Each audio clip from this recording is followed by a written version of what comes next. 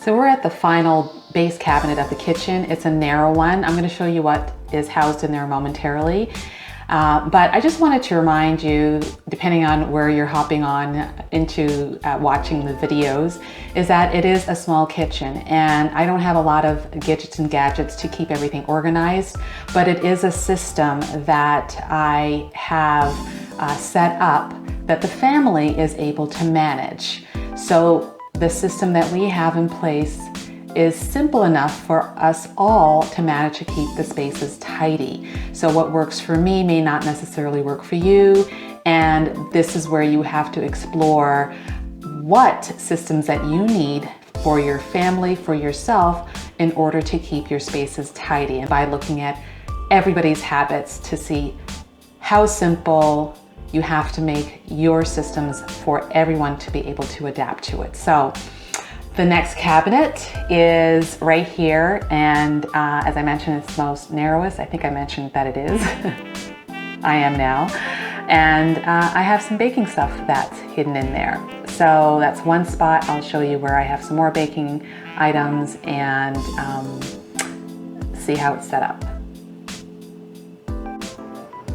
So I did need a place to have lunch bags, and this was a perfect spot for them. I only need to store 2, so I can fully maximize the depth of the cabinet. And with the shelves being adjustable, I can sort of keep it at this height. I don't need to make it super low, just enough to have the lunch bags be able to come in and come out.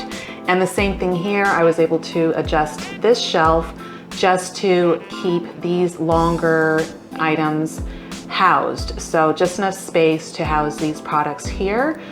So thank goodness for adjustable shelves. And I can keep, you know, the sharpener, the knife sharpener here, the rolling pin as well, and just one trivet. So I don't have any worry about these items getting pushed to the back and lost, because they are fairly long, and I don't see this trivet going to the back. And if somehow it got pushed back there, I'm certain we could easily find it and bring it forward. But otherwise, it's easy to manage for us. Down below, we have just one organizer, and it sort of helps to keep these items more upright so that it's easier to pull out any one of the trays as needed, the baking trays or even the cutting boards. So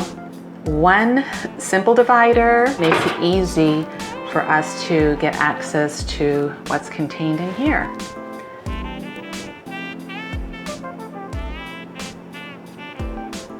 So not needing to keep a whole bunch of stuff in here makes it so easy to keep in here nice and organized. We have just enough of what we need.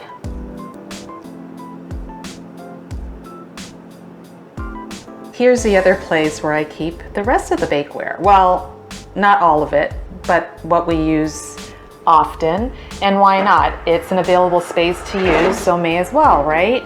It's not a warming drawer. No, it doesn't give off any heat, or I can't warm up anything in here. It is just a drawer. So this is where I can easily house some of the other baking tins, and